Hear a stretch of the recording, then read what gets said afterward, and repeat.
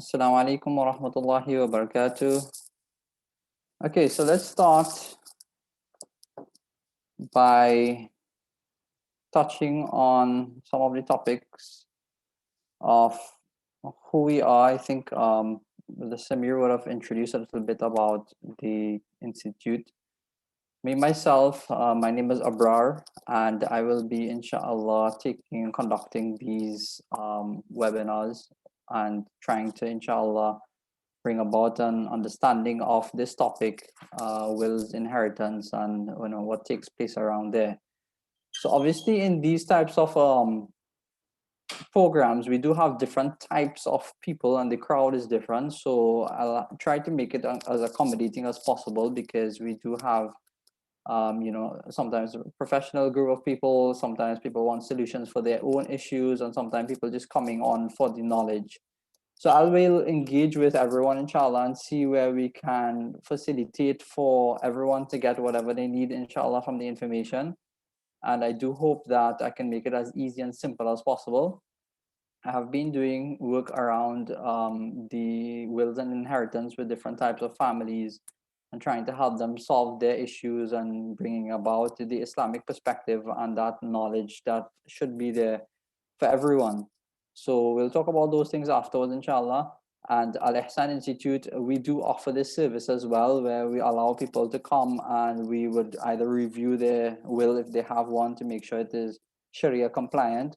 Also, we have the service where we write wills for people who have or need guidance and write it for them. So we draft it as well. And the last thing what we do is sometimes people have their lawyers and they need their lawyers to draft certain aspects of their will because it's a little bit more detailed. So we can work with the lawyer as well and try to facilitate for that information to ensure that it is Sharia compliant and that it is fulfilling the needs of Sharia. So that's the first thing I want to mention, inshallah. Second thing is that your attendance here is very much welcomed. I'm happy to see many of you all here.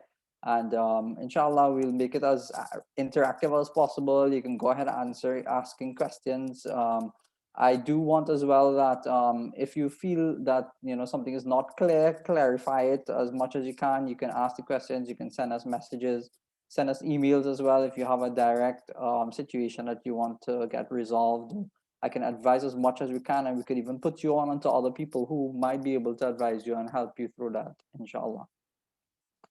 And based on the experience that we have and the service that we've been offering, we do have an insight of some of the issues that people face in this space. And I do want to highlight some of it. So inshallah, people won't repeat the same issues and they won't have to relive the problems or the same mismanagement of others. So if we can highlight some of those things, inshallah, it will make it a lot easier for other people. And also we can bring awareness and other people would inshallah do the best practices that they are ensuring that it is the betterment for everyone, inshallah. The last thing is that you will inshallah keep your videos off so it becomes easy for my video to stay on, and I'll try to pin this. If you even pin it, you can pin the screen, so that helps with in case anyone else is talking, you'll be able to stay on that screen and make sure that that's the screen that staying up. When other people, somewhat put on their screens and then they come on and, it keeps popping up, it actually distracts everyone and becomes a little issue. But besides that, we will have interactive sessions, so you can unmute yourself when I prompt you as well, inshallah. And if you want to say something or bring something forward, you can feel free to do so, inshallah. So I'll make it as interactive as possible. And if you do have burning questions that you want to ask on something, you can put up your hand and I will start, finding that time, or you can put it in chat and I'll find that time that we can address it accordingly.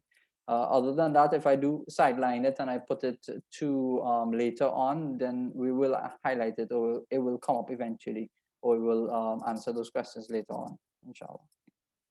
So let's get moving. Today, I would like to talk about a little bit about the importance of the wills and inheritance in Islam, a lot of times it's not highlighted enough, and it's one of those issues that can actually cause a lot of problems and turmoil in families. Is actually one of the things that has caused havoc to many relationships, and it's very important to highlight. At least you should hear it minimum once a year. So we've started doing that, and we will continue doing that, and we do encourage other people to do that as much as possible. So I will highlight that. Then we would go a little bit into the history and the textual mentions in the Quran and the Hadith. Just to note as well, some of the levels of the attendance, some people might not have heard anything about inheritance. Some people would have heard, and they kind of know already, and they've been like, for example, I did khutbah on this topic yesterday. So they heard some aspects of it already. So if you've got some information, that's fine. We will go into other things later on, but because of the difference in the levels, we will highlight accordingly. We'll talk about some of the misconceptions and the fears, inshallah, and also the challenges and best practices that you can when you're drafting your will and sorting out those issues around the inheritance. And then obviously we'll be taking question and answers in and out, inshallah. Okay, so as we start, we're going some of the verses of the Quran that Allah subhanahu wa ta'ala uses, or the Prophet Muhammad sallallahu alaihi wasallam highlighted the importance of inheritance, and um and I'll explain how that comes in making of your will, and the importance of doing so. So can we get anyone here who would read this verse of the Quran for us? Do we have that type of participation? And I will ask in inside the group different types of groups, so I'll try to pull you out as well and see what you can offer us, inshallah, in the discussion today. I've now given everyone the ability to unmute themselves. All right, so you can unmute yourself. Anybody wants to go? I mean, some of the vowels missing, so you definitely have to be able to read this properly. This is actually a hadith. So anyone want to give it a try?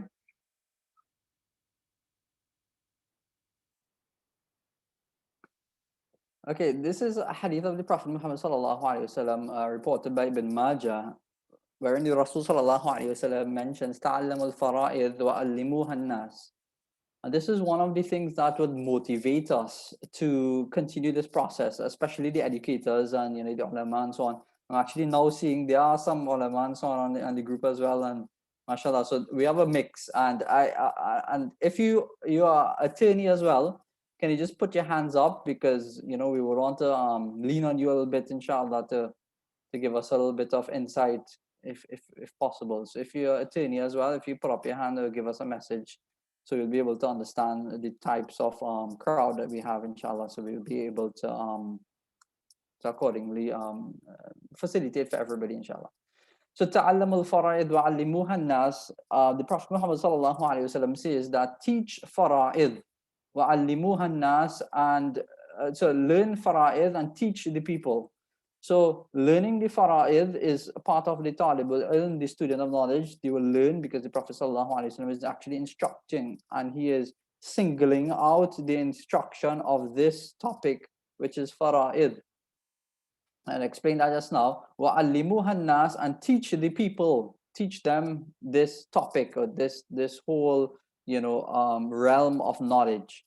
Now, fara'id is interesting because we know the word fard of the Quran. I mean, fard of our party, our salah, for example. What is fard is compulsory, something that you have to do. So it doesn't mean compulsory here, teaching people the compulsory, but it actually means that it refers to the fara'id, which is the inheritance. Teach them about the laws of inheritance so they can understand and they learn about it, and they will be able to teach others. And this is very important because the Prophet sallallahu alaihi wasallam has highlighted it as important. Allah subhanahu wa ta'ala, and I'm going on to the next verse here. The verse here, Ya Aba Huraira ta'allam al-fara'id wa allimuha fa innahu nisful ilm. Prophet sallallahu alaihi wasallam says in another hadith that Abu Huraira, this is a Sahabi, ta'allam al-fara'id, that teach the, again, the aspects of Sharia with regard to inheritance, wa'allimuha, and to learn it and teach it, فَإِنَّهُ نِصْفُ الْعِلْم, because it is half of knowledge. Half of knowledge, and as I explained previously in the lecture that I did on the Bayan yesterday, the half of knowledge, the ulama have explained that to mean that when a person deals with all of the affairs of the world, this is the affairs that is needed for living, and the Sharia, that you would, how to pray salah because you're living, what to do with your zakah, for example, how to live as a family member, and how to carry about the rights of the husband and wife and so on. So those are all acts that the person has to do whilst he's living as a Muslim. But that knowledge benefits you whilst you're living. After you die, there's another type of knowledge that will benefit you there. So this is the type of knowledge that benefits you in your akhirah. So if you have done the distribution according to the Prophet Muhammad sallallahu alaihi wasallam's instruction and the way that Allah subhanahu wa ta'ala has revealed in the Quran, then you will be doing it with that will be beneficial for you in the akhirah. So that's the second half of knowledge, which is what affects you in your hereafter, in your barzakh, what affects you in your grave, what will get you closer to Allah subhanahu wa ta'ala. For example, if you know the knowledge of your urine, for example, what Allah subhanahu wa ta'ala's messenger has warned us about, urine that can come on your clothes, that's something that is a day, it's part and parcel of your life. It's something that you go to the washroom, you use the toilet. If you don't understand the importance of urine, which is something that can be very detrimental in your akhirah, then that would be something that you will have to bear the punishment of in the akhirah, and that starts in the grave. And that's why the Rasul sallallahu alaihi wasallam has warned us about urine, because it is one of the reasons for the punishment in the grave. The point I'm making is this topic of inheritance is one of those topics that affects you in your hereafter, in the afterlife. So it's almost like it's half of knowledge, and it's very important to learn and to kind of educate others around you, teach your children about it, explain to them, and so on. I will go about the different practices as well. So Allah subhanahu wa ta'ala, in talking about the verses of inheritance and the shares and so on that Allah subhanahu wa ta'ala stipulated, He says, فَرِيضَةٌ مِّنَ اللَّهِ إِنَّ اللَّهَ كَانَ عَلِيمًا حَكِيمًا, that it is ordained by Allah subhanahu wa ta'ala. This specification of how it should be distributed has been ordained. It is from Allah subhanahu wa ta'ala. And verily Allah subhanahu wa ta'ala is alim. He is all knowing and He is all wise. So Allah subhanahu wa ta'ala does have the full knowledge of the realities of the world, the realities of the afterlife, the realities of us and who we are and what we stand for. So knowing that Allah subhanahu wa ta'ala set the Sharia, and the Sharia is the method of how He expects us to practice our affairs in this world. So inshallah, it is not from a man, it is not from our interpretation, it's not from ijtihad, it's not from anything, it is directly from Allah subhanahu wa ta'ala. And in this last point, يُبَيِّنُ اللَّهُ لَكُمْ أَن تَضِلُّوا وَاللَّهُ بِكُلِّ شَيْءٍ عَلِيمٌ. This is the ending of the verse of Surah Nisa. And Allah subhanahu wa ta'ala in the Quran, three main verses, talks about the ahkam and the laws and the commandments of Sharia, of inheritance in the Quran. But Allah subhanahu wa ta'ala actually goes into a lot of detail. And the detail that Allah subhanahu wa ta'ala has placed with regard to inheritance, He's not placed that type of detail with other aspects of Sharia. So there are many things that Allah subhanahu wa ta'ala has spoken, like for example, the importance of salah. We know salah is really important, and it is one of the first things that Allah subhanahu wa ta'ala will ask us about in the day of judgment. However, Allah subhanahu wa ta'ala in the Quran didn't tell us how to raise our hands, for example, or how to the method of going into ruku, and what to say in ruku, and what to say in sajda. None of the details is there. But in regard to inheritance, Allah subhanahu wa ta'ala talks about fractions, and not just fractions, but Allah subhanahu wa ta'ala explicitly explains the different types of fractions for different people. So it's not just the person who gets, but He goes into detail of how much is if the daughter is there, what is her percentage, how much fraction does she get, if it's the mother, was the fraction there, if it's the the son, what happens to him. So each one of them gets a fraction, and we'll talk about those fractions, inshallah. So that has been highlighted in detail in the Quran. So Allah subhanahu wa ta'ala went to great lengths to ensure that this practice is done in the correct way, and there's little wiggle room for interpretation. So that's something that we should, inshallah, try to keep in mind. So we're moving along so far, and maybe, anybody have anything that they want to add or interact, any questions so far that might have popped up? You see, when we make these interactions happen, right, it actually breaks the ice a little bit, and it gives everybody a feeling of, I can actually ask a question when I need to, and it makes it a bit more relaxing. So, it's just not a lecture going on, and so on. So I was going to ask everybody their name and to say where you're from, but then that would be a little bit, maybe challenging in time. So I give anybody the opportunity who wants to say something or wants to make a comment. So we have our hands up. Go ahead.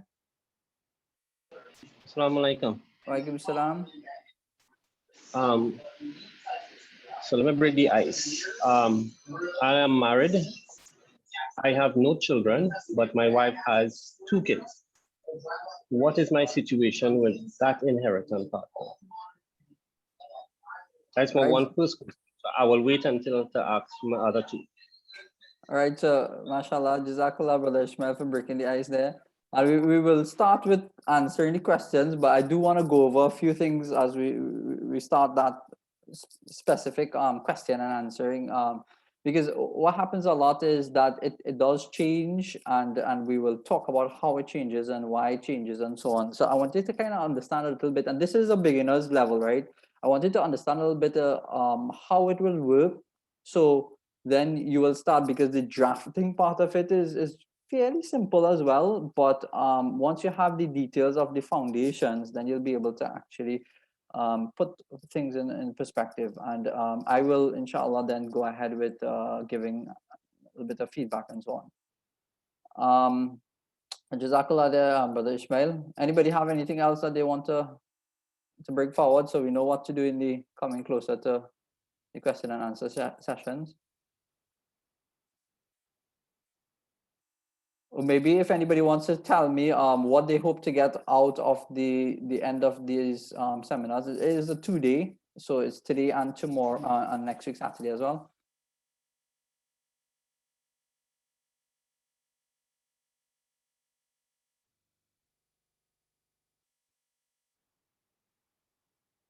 So anyone else wants to give me what they hope to achieve on the end of it, what they would want to see by the time they finished? Ishmael, are you going again? I see your hands up, I think. Yeah. Yes, because I see nobody want to talk. Yeah. No problem. This is 6 weeks I buried my mom. Oh, And subhanallah.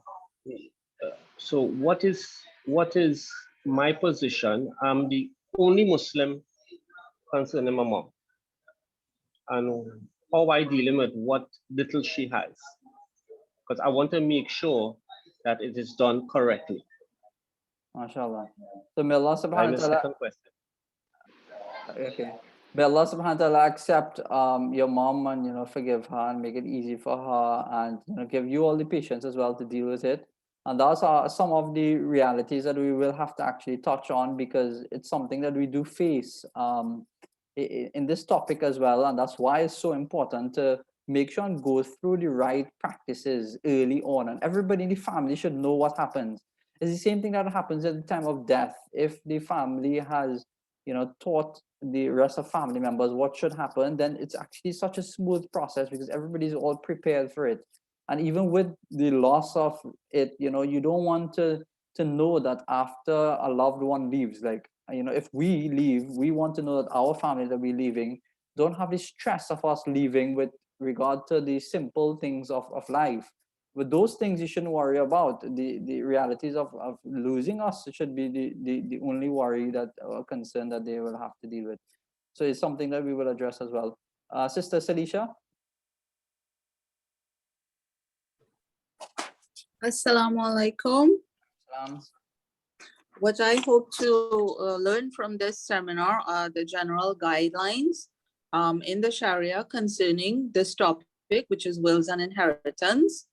Um, I have a particular situation, but our situations will change in life from time to time. So while I may do one will now, obviously, if my situation changes, then I would need to know how it needs to be adjusted or when and if it needs to be adjusted. So that is what I hope to learn from this seminar. Okay. MashaAllah, Jazakallah for that. And again, what I hope to do is kind of like break down and show you the foundations and things to start looking forward to. The next sessions, we will actually take some case studies and we'll go through it. And as you rightly said just now, each person here is going to have a completely different situation, and the distribution, the shares, the everything about it will be different. It'll always be unique to your situation. Even in the Quran, it actually goes about giving a few scenarios and so on, but reality of it is that it's personalized, and so it won't be easy to just give everyone their solutions here, but with the foundation being set, you will be able to easily then follow up with this with us or another alim, or there's different services that offer it in Darul, Marbella. So whoever you have that connection with, you can feel free to do so. I'll guide you accordingly as well in the sessions. So Jazakallah for that, and let me move forward with the presentation now, inshallah. I do want to thank both of you all for coming forward. You know, sometimes it takes a little bit more effort to put it in. So let's start with the historical and textual thing. First, at the time of the Prophet Muhammad sallallahu alaihi wasallam, the laws of inheritance was not right. It was quite oppressive, in fact. Aus bin Thabit, one of the Sahabis, he passed away, and there was another Sahabi, I believe it was Sa'd bin Rabi'ah. They passed away. One of them passed away around the third year of Hijrah. It was whilst the Battle of Uhud took place, and the wife of Aus bin Thabit was not able to get inheritance, and it was a common practice of the time at the time of the Arabs that the males would come and take the property, and that would be the norm of society at that time. So they would come and take the property from the wife, because she would normally be weaker, and physically so, because at that time it would a lot of times it would be about the strength of your family, the strength of the person, so that's how oppression obviously takes, when a person takes their strength and then vilify or causes that to be a cause of oppressing or taking away the rights of others. Anyway, that was why the Prophet ﷺ was sent, and he realized that this was an issue with inheritance, but until then Allah subhanahu wa ta'ala did not reveal any laws. So what happened is the wife of this Sahabi, Aus bin Thabit, realized that she was going to lose all of the wealth and the property that she had. So she thought, you know what, I have two daughters, and these two boys who was going to take the inheritance, they were, can get married to my daughters. So she proposed the daughters to them. Then Allah subhanahu wa ta'ala willed that, what, they refused, and they didn't want to marry their cousins. So then she was desperate and she didn't know what to do. So she went to the Prophet Muhammad sallallahu alaihi wasallam. She complained to him that, you know what, these boys are going to take the inheritance of my husband, and we don't have anything, and we want that wealth to come back into the family. And then the Prophet sallallahu alaihi wasallam, he waited and he was looking to Allah subhanahu wa ta'ala for revelation, and therein Allah subhanahu wa ta'ala revealed that لِلرِّجَالِ نَصِيبٌ مِّمَّا تَرَكَ الْوَالِدَانِ وَالْأَقْرَبُونَ وَلِلنِّسَاءِ نَصِيبٌ مِّمَّا تَرَكَ الْوَالِدَانِ وَالْأَقْرَبُونَ. So Allah subhanahu wa ta'ala therein, he revealed a very groundbreaking revelation that says that men will get part of the inheritance as a male, because that's part of the process. He's not negating that males won't get, but at the same time he explicitly says, and this is in Surah Nisa, that the woman will get a portion of the inheritance as well. So first thing that Allah subhanahu wa ta'ala had made clear, that what, this disparity that's taking place between men and women does not actually stand in Sharia. Sharia doesn't segregate any group of people because of their gender, but it gives rights to women and men accordingly, and that will be discussed. And part of that as well is that Allah subhanahu wa ta'ala recognizes that people will have different needs, and according to the needs that Allah subhanahu wa ta'ala has ordained is what should be fulfilled. The second thing is that there are some fractions as well that are set, that Allah subhanahu wa ta'ala says, for example, falahu thuluth, and he will get this amount, thuluth, a third. So there's 6 distinct people that will get. Now 5 of them has been named, and the 6th one will never be exempted from getting. And this is one of the misconceptions that will come up sometimes, because people think that when we talk about inheritance and when we talk about giving to the family members, they think that, I've heard of a situation. One person came to me and they said, you know what, I'm not sure about this whole inheritance thing, that we know is something in Deen and Islam and Sharia, but I'm not sure I want to give so and so person my wealth, because I don't feel that they deserve it.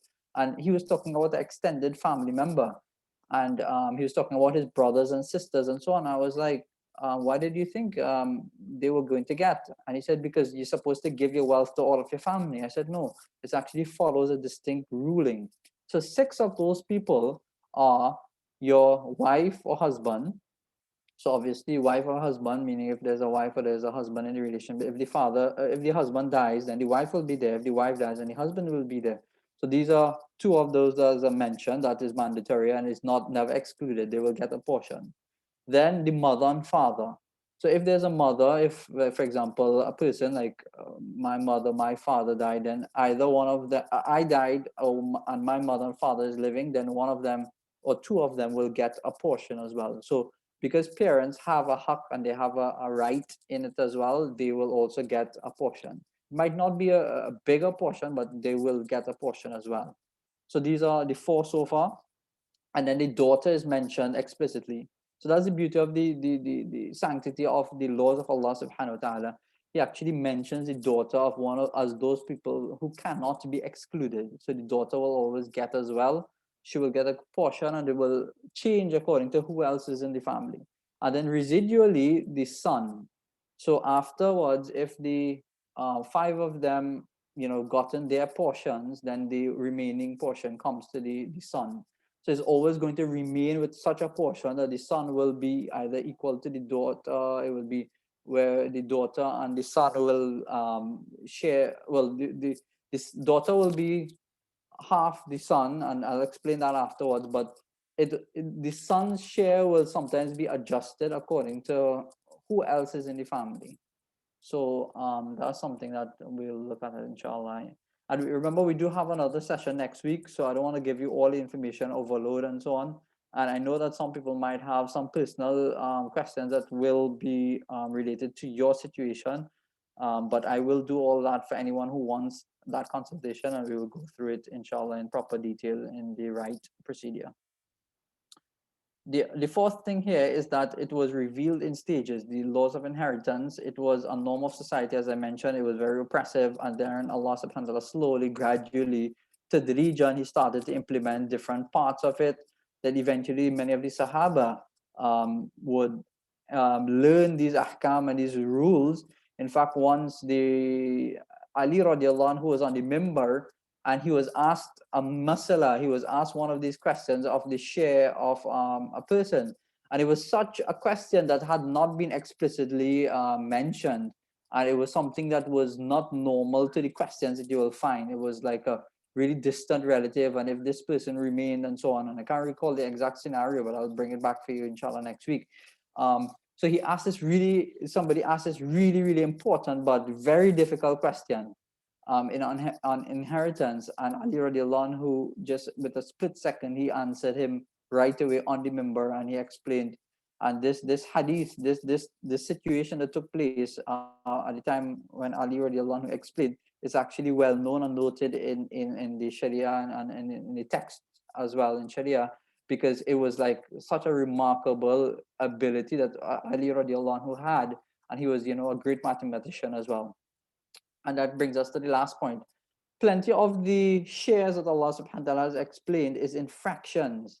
And the Arabs and the Arabic method in Hadith and in the Quran, it has a specific way of understanding it. So if you learn it in that way, then it can, it takes a lot of effort to kind of understand it from the Islamic Quranic understanding of how to calculate, because calculations have different ways of coming to a final answer, right? So for example, if I'm just giving you something like, off the bat, like if I was to tell you subtract 50 from 100, you'll say, okay, it's 50. But if I say you have 100 cars, and you are taking away 50 cars, how many cars remain? So the point I'm making is the sum is two different ways of explaining. One is take away, one is subtract, one is minus. You can use different words. For example, when you look at the way that the Indians do certain mathematical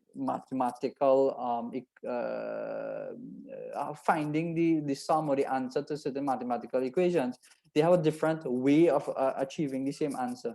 So similarly, the Quranic way is different, but now we have the availability of fractions and ratios, which many of us would have learned in our primary school and secondary school and so on. The fractions and ratios actually makes it much more easier, and then we have calculators and so on. So that makes it way easier to actually use and to understand right away what is your situation and how does it actually change. So in the next session, next week, I want to go through some of those fractions to make it a bit easier. So it will help you to calculate and also allow you the process to understand when your family changes, how it will change, because every time a family member shifts, then it will actually change. Sometimes a mother might die, a father might die, a child mightn't be there anymore, a brother, so on. So the husband, the wife, if somebody changes in the family, it will change every time. So that's something to consider, inshallah. Okay, so there are some misconceptions. I'm putting 4 of them here, and do type into the chat here any other misconceptions or any other questions you have regard to what you heard about inheritance and why it's been a bother or fear that you might have, or something that you're not fully understanding. You can put it in by the time whilst we're explaining these. But when we say women get less, that's a common misconception that people have. It's because in the one scenario, and that's just one scenario, wherein the brother to the sister, when they are together, then the brother will get twice the share of the sister. That's the only one that people generally are aware of. And a lot of times, they become overwhelmed with that single one, and then they say, what is it? Reality is going to be unfair. But obviously, we know that Allah subhanahu wa ta'ala has not made the deen unfair. And there are many situations where women will get more than men. There are some situations where women and men will get the same. So it's never a gender issue in Islam. It's about a bigger picture. And Allah subhanahu wa ta'ala has looked at the importance of the bigger picture. And that's why many of the rules Allah subhanahu wa ta'ala has placed in the Sharia is actually pro-family societal well-being rules. Not just the command of Allah subhanahu wa ta'ala, which we all, we believe in it, and we have total faith in what Allah subhanahu wa ta'ala has said. But at the same time, the rules of Allah subhanahu wa ta'ala is success and benefit for societal issues. That's something that we are certain about. So when it comes to the affairs of the family that's left, if a father, for example, dies, then the brother needs to take up the mantle of responsibility of the family. Okay, so as I was saying just now, the aspect of the husband, or sorry, the male, he has to take his wealth, and he has to spend it on his family members. And one of the things that I was going to highlight just now is that males, they are responsible for their females a lot of times. So for example, a husband, he is responsible for his wife's wealth and her well-being and her, the needs of the house, the food, the caretaking, and the, as you say, the living expenses. That's not really the responsibility of the wife. Now, a lot of times, wives, women, they do participate, and they help their husbands as well. They might be working and so on, and they can actually help support financially as well. But it's actually the responsibility of the males to do so. And when males do it, they don't have also, the same benefits as sometimes the females might have. So given that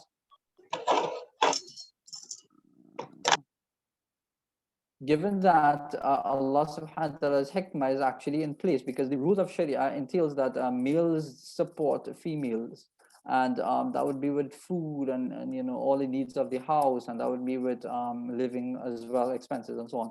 So at all times males are actually supposed to help out, and that's why sometimes males are actually under a lot more stress financially, and that's why one of the things that does affect, and I know probably going in too much into this sidelining the topic, but males would a lot of times go through the stress and the difficulty of the financial burden of the house, because it's their responsibility. Allah has ordained that upon them. And when a wife can take the money and say that, you know what, this is my money, I'm keeping it, I'm not going to spend it on the house, she's entitled to do that. And obviously there should probably be discussions and so on, and that should be something that husband and wife can formulate a good understanding with regard to financial issues. But the reality is that it's not her responsibility. So that's part of the hikmah of Sharia as well. The second misconception and fears that people have comes when you try to go ahead and deal with your Islamic will, your will. A lot of times people, wealth and money is something people like to keep private, and it should be private. It's not something that you go and display out and say, you know what, I have this much money, I don't have so much money. Even people have money, they won't really want everyone to know, although they would like people to find out. I'm talking about it the wrong way, obviously. If you're looking for name and fame, they would like them to see images that shows that their strengths and wealth, but they won't actually want to show them their account and say that, okay, this is the amount of wealth I have, because it's something that people generally want to keep private. So people will hide, for example, their bank account statements, because they don't want others to know how much money they have, whether it be little or sometimes a lot. Wherever it is, it's just generally something that probably should be kept in privacy as well. The point is that when it comes to dealing with the matters of wealth, people are very skeptical, and they're very wary and very afraid to go ahead and do those things that is required of them sometimes. It comes up in cases of zakat, for example. You want to go by a scholar to discuss, to make sure that you're calculating your zakat correctly, but you don't want to talk about the wealth that you have. But the reality is that, any right and proper organization, scholar, and so on, they don't ask for personal information, nor do they need to have that personal information. They don't need figures, and they don't need to see your account to see what's happening. They don't need to know exactly what assets you have. There's no need for those things. And strangely enough, sometimes legally is the same challenge that people have. But reality is, people trust sometimes, unfortunately, people feel easier to go to a non-Muslim and talk to a stranger about their personal business than to go to someone who is a Muslim, or someone who they have better confidence Islamically in, but then have not been adequately dealing with it. So that's something that actually a lot of people is a stumbling block for a lot of people. So one of the things I want to highlight here is both legal and Islamic perspectives are very important, because if you go to get a legal understanding, and you try to get a lawyer to draft a good will according to the law, and you miss out the Islamic perspective, and you don't double check every so often to make sure that it's Islamically right, then obviously you'll be answerable to Allah subhanahu wa ta'ala. And similarly, if you go about just seeking, like for example, if I tell everyone where their shares are, what their husband and their wife and their daughter and everything, what shares they will actually get if you were to write up a will, and you get that information without going about understanding the legal perspective, then there's no benefit to you. It doesn't actually benefit you, your family, or anyone with regard to your situation, and leaving something that is clearly written and easy to follow. So you need to have both perspectives, and that's why it's really important. Don't exclude any group. The other point here is that a lot of people think that, okay, they build their lives together, husband and wife, so the husband and wife will both write a will together and have a joint will. because a lot of people, they have houses, and they put the houses in joint tenancy, and they think that, this house itself is both parents one, so we're leaving this to our children. But it doesn't work like that Islamically. You can't just say, I'm leaving this to the children, because from the time you leave and you die, a person, Allah subhanahu wa ta'ala takes you back into the world, then you don't have a choice how it's distributed. Whoever the living is, they will get from the distribution Allah subhanahu wa ta'ala has placed. So a quick example of that is, for example, if I have a wife and I have children and I have parents, and I say, you know what, me and my wife build this house together. I am going to leave the house to my son, and I'm going to leave all of the cash to my daughter, and say that, you know what, my wife has her own savings. She doesn't need any more wealth. And this is sufficient. We want to give everything to our children. And I write a will like that, then that does not constitute a proper Islamic will, and it will become null and void in Sharia. It might stand sometimes in legal aspects, but it doesn't actually stand in Sharia. At the time of death, whatever is in hand needs to follow a special instruction, and that instruction will have to be followed at the time of death. So that's something to understand as well. So the point I'm making in here is that the husband's wealth is supposed to be separate, and the wife's wealth is supposed to be separate. The husband's portion of the house is supposed to be known, and the wife's portion of the house is supposed to be known. If that's not known, it needs to be defined at some point, and that's a discussion you have to have with your spouse, or with your family member, with your father, your mother, whoever it is. But you have to have a discussion, because if something happens, then who is responsible, and what does the portion of inheritance go to who? You need to understand that. So in the example that I was giving just now, if I pass away, then my wife will have to inherit. So she will get, for example, if I have a house, she will get part of that property as part ownership. She will get it as well. And my children will get part of that portion of that house as well. So my children will get part, my wife will get part, my father will get part, my mother will get part as well. So that worth goes to them. And how we actually find, everyone to dissolve and to be able to live in harmony and to fix it accordingly, we'll discuss how we're going to do that, and the different methods and so on. That's a consideration to understand, inshallah. And the last thing is, and I'll touch on, I saw this topic and somebody asked that previously as well, when they were asking. The choice of distribution actually is not in our hands, but again, in the hands of Allah subhanahu wa ta'ala. The key word in this sentence here, after death, there cannot be your own desire. You cannot follow your own will and your own want. It has to follow the instructions of the Quran and what Allah subhanahu wa ta'ala said. So in answering the question of a non-Muslim, the non-Muslim doesn't actually inherit from a Muslim. So that's one category of people, and I will do that in next week's slides, because there's a group of people that actually does not inherit from each other. So I want to talk about that. Like, for example, the murderer, he doesn't inherit from the one who he murders. So for example, if but if a father murders a son, or a son murders a father, or something like that, then they would be absolved from the inheritance share. They won't be able to get it and so on. So similarly, a non-Muslim does not inherit from a Muslim.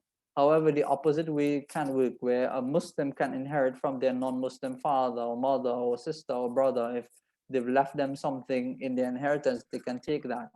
And I'll explain that in future, inshallah, and I'll take your question and answers accordingly, inshallah. So the thing about this choice of distribution, there are options as well. And what we do is we try to go ahead and show people the avenues where, the elder people, for example, how you can start putting assets into your children's hands. Give them the option of using it. Give them it if you can.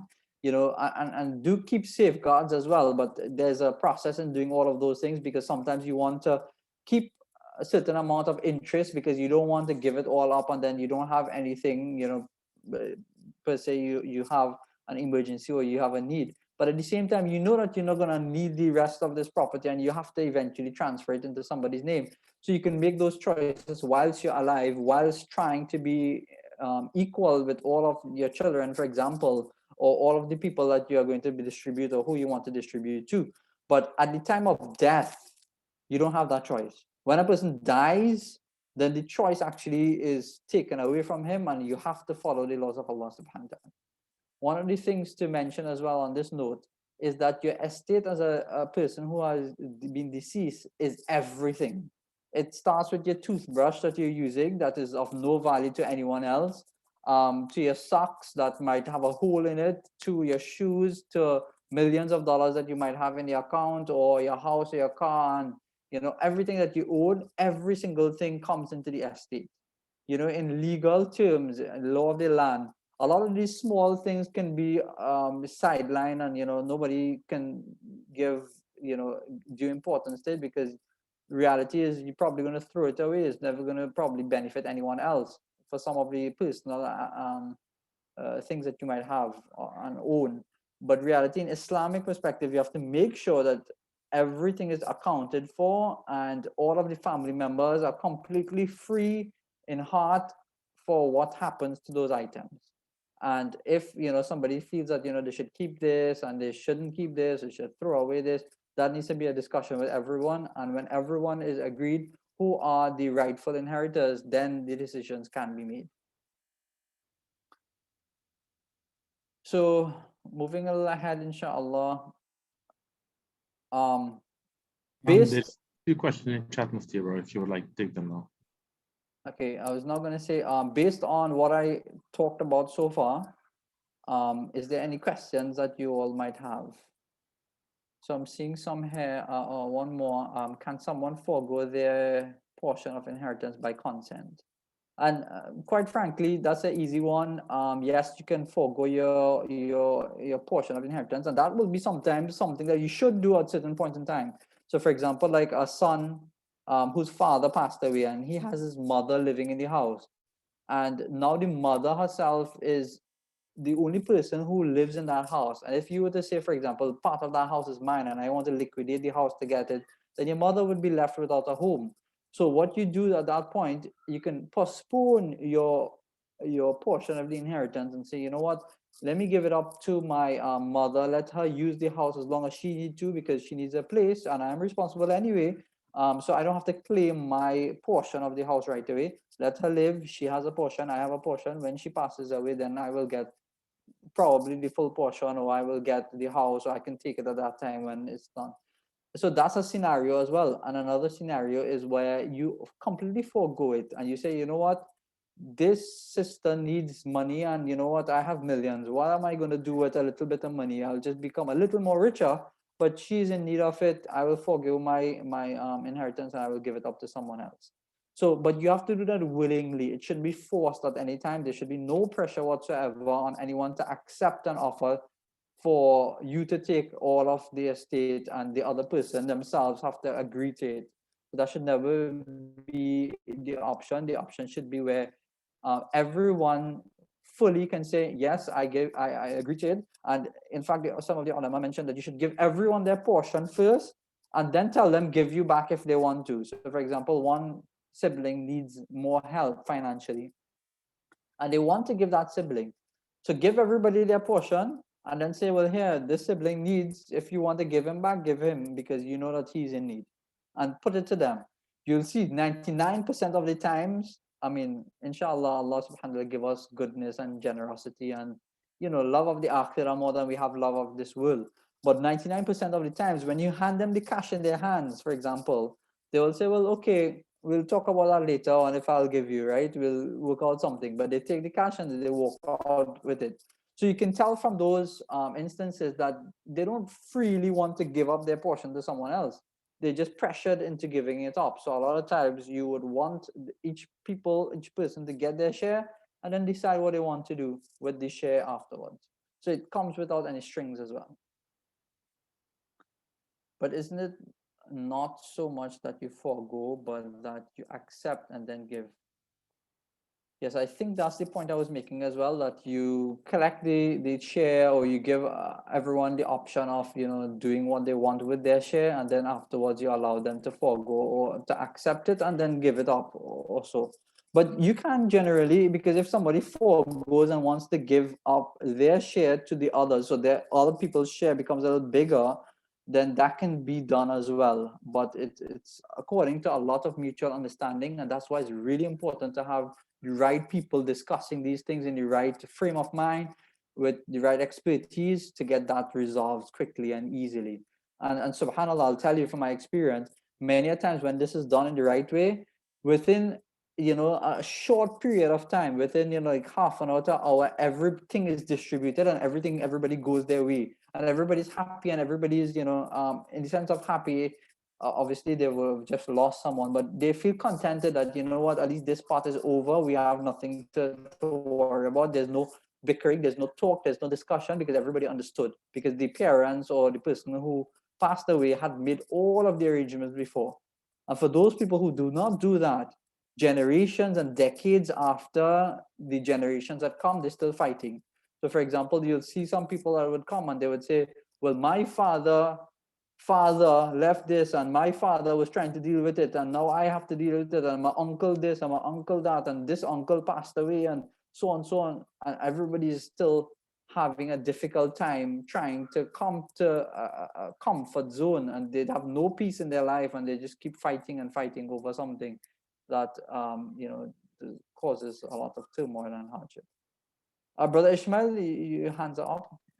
Yes, just to clarify again, you mentioned earlier, where there's a husband and wife, should the wife pass away, the mother of the wife or the father, if they are alive, they must get their portion. Yeah, so yes, that's correct.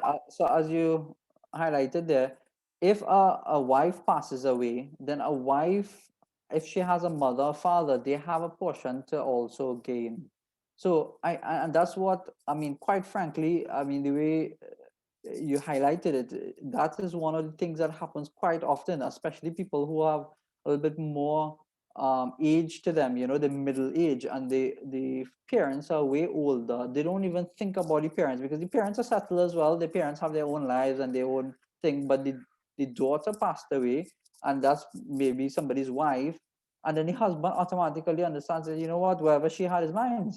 But it doesn't actually work like that. Yes, the parents will still be part of that distribution, the children will still be part of the distribution, and the husband will be.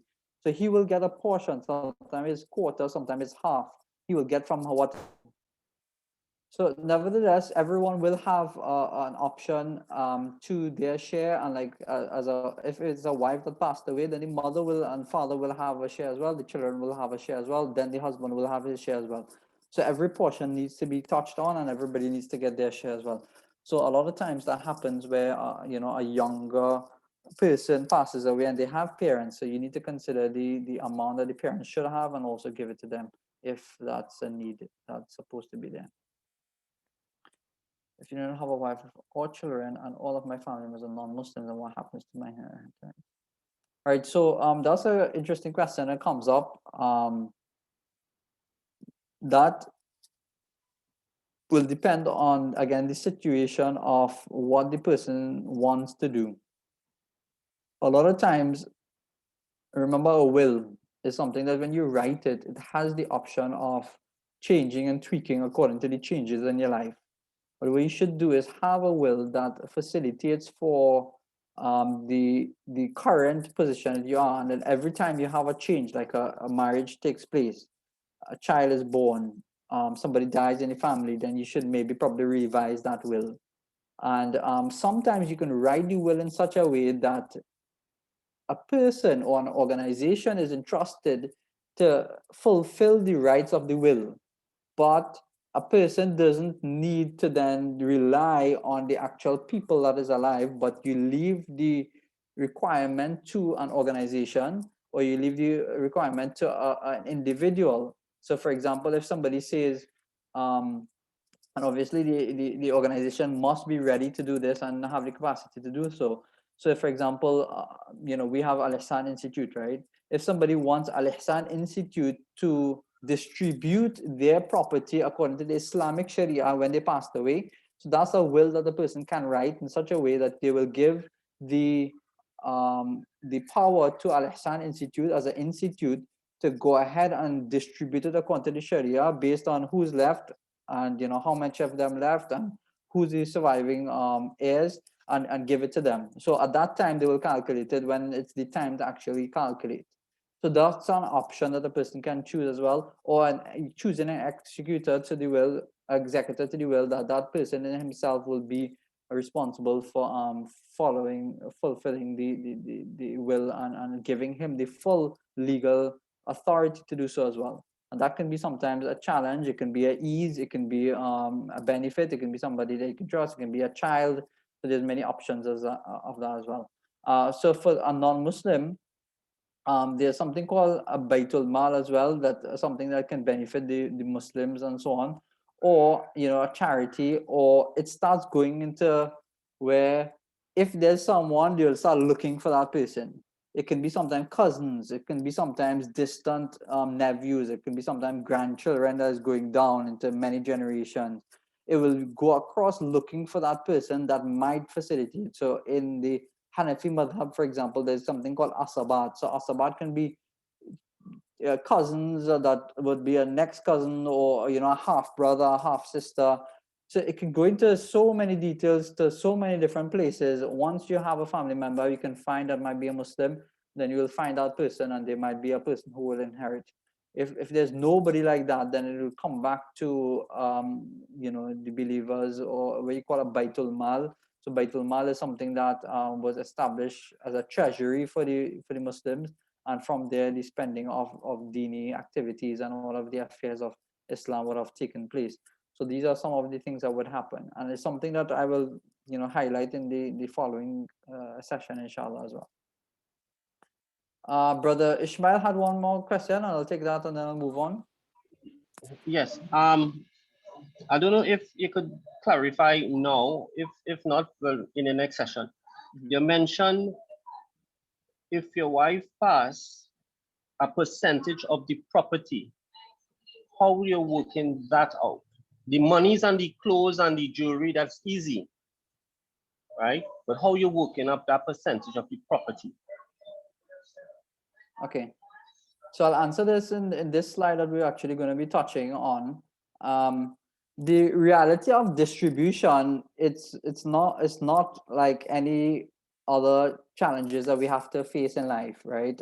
Distribution itself is where there's a process that needs to be taken to be able to easily maintain and to give whatever is due to anyone else.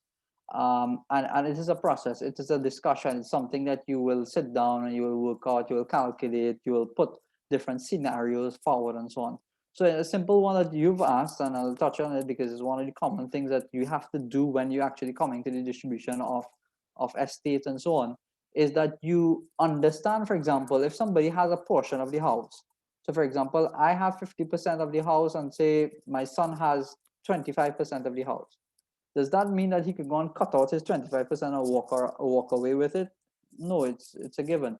So now we're both sharing that house. We're both owners of that house. How do you deal with that? One is that you can liquidate it and say, hey, well, let's sell the house, and I take the 25% of the worth of the house, and he takes the 50%, whatever scenario you have, whatever fraction it is. Or you could say, hey, what? Well, you living in the house, maybe pay me back for my 25%. And so they slowly work out a deal. What is the worth that they will agree on? And one of them pays the other one and buys off his share. So that's another scenario that people generally have.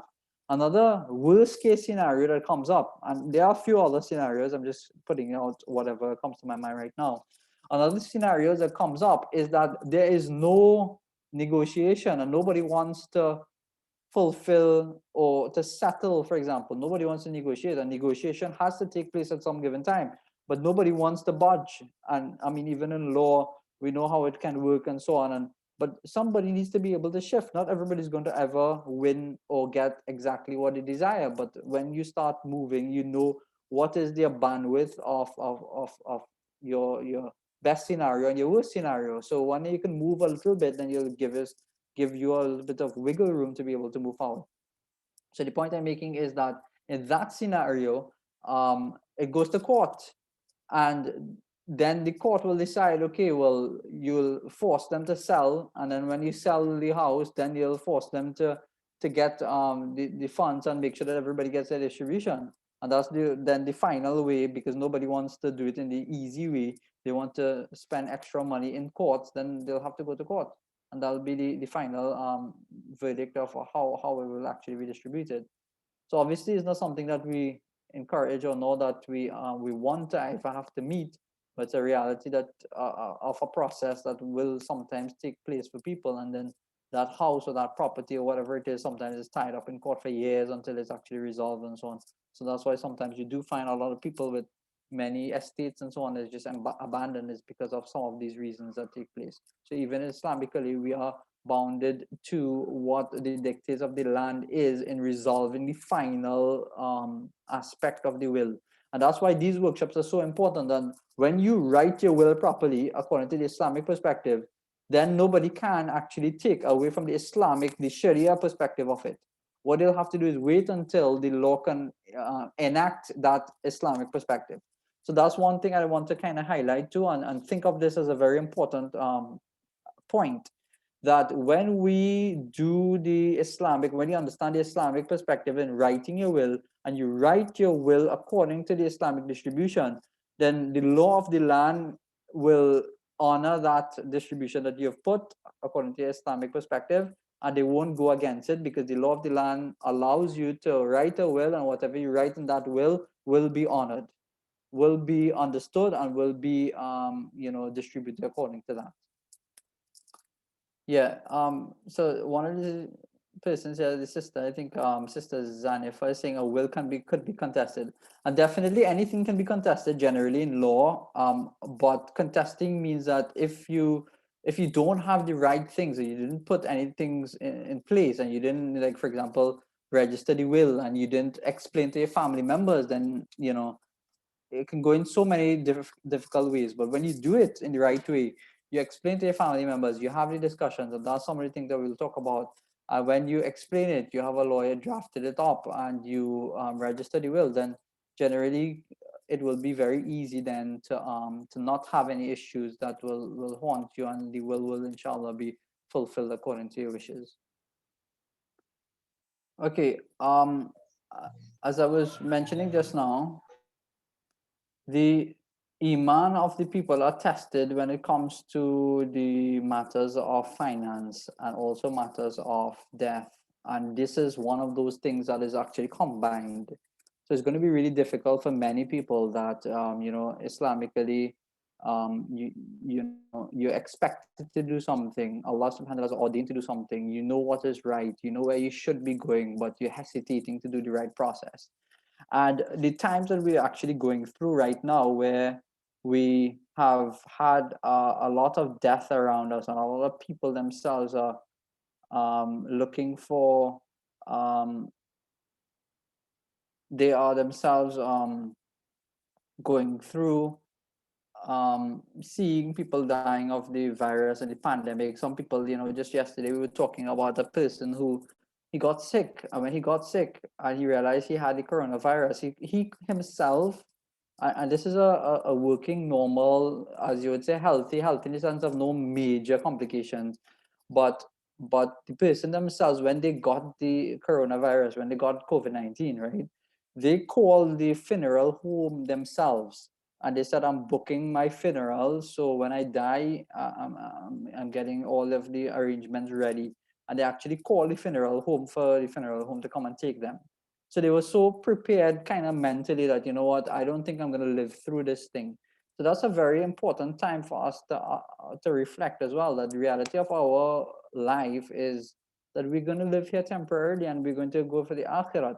And similarly, when it comes to the financial matters as well, all of the wealth that we've been amassing and so on, look to see how it can benefit us in the akhirah, and how it can benefit, for example, our loved ones right now. Why do you wait for amassing a lot of wealth with this expectation that, you know what, I always need. But the reality is, Allah subhanahu wa ta'ala is the provider, and the more that you spend, Allah subhanahu wa ta'ala actually gives you back when you have good intentions, and when you spend for sadaqah, when you spend for the right causes and so on. So it's something that you should always be mindful of, that wealth is something that you should have the right mindset towards, that, I want to do this in the right way. I don't want to be so attached to this thing that that's my whole energy and life and all of my existence going to amassing wealth.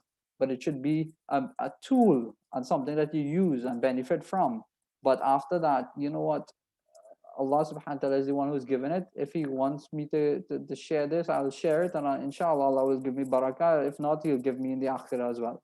So that's something that you should all consider and try to do it in the right way.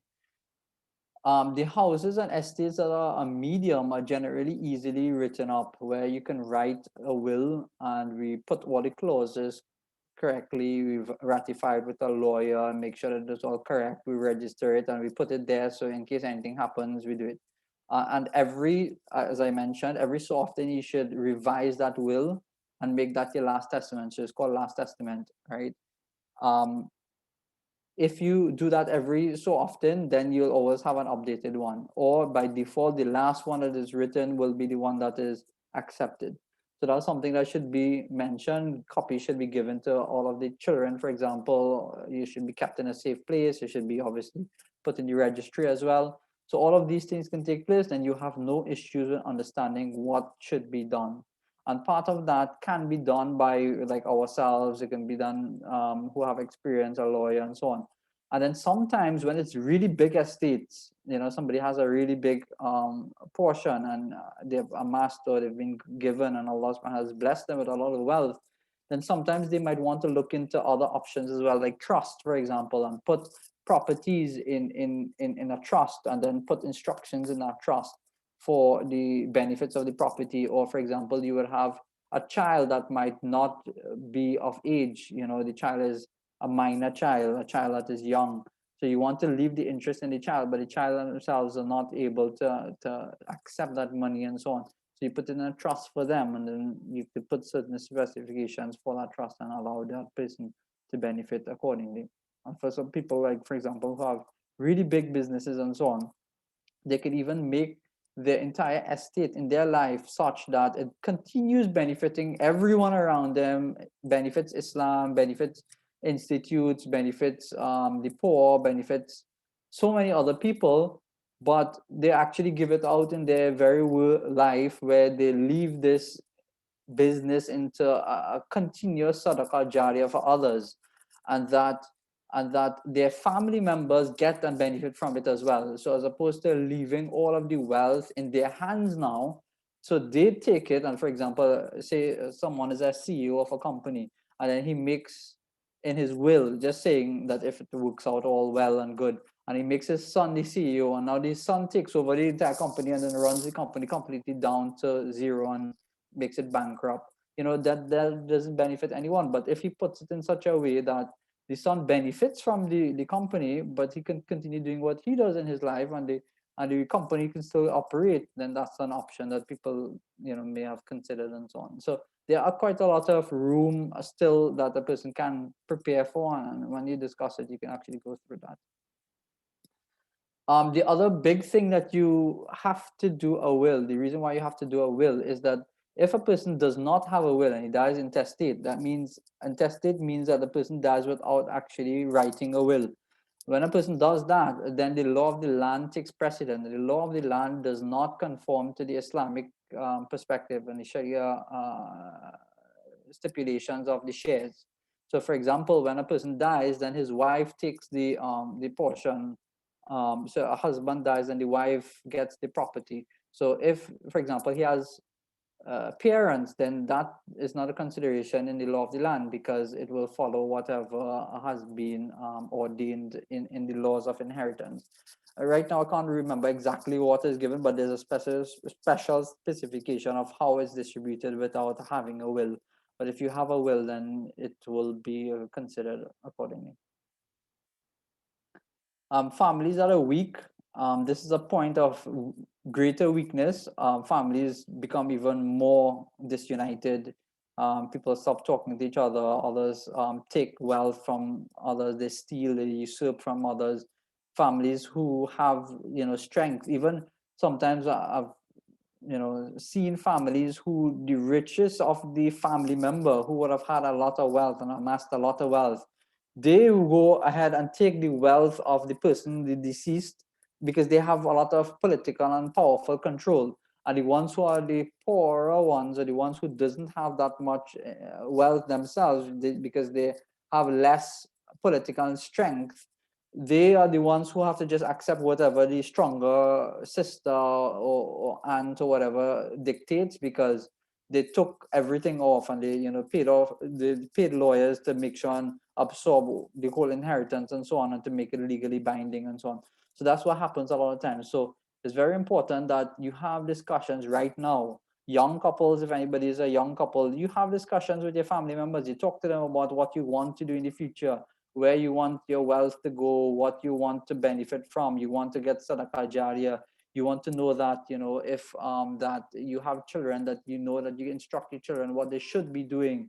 These kind of things should be discussions that you have. And sometimes you can actually sit down and say, you know what, I want something for myself. I want, for example, my parents did something to benefit them, but I want my own benefit as well. And they put those things in perspective for their own sadaqah jariyah, that Allah subhanahu wa ta'ala blesses them with years and years to come. Like, for example, the sadaqah jariyah of people like Uthman ibn Affan is still continuing.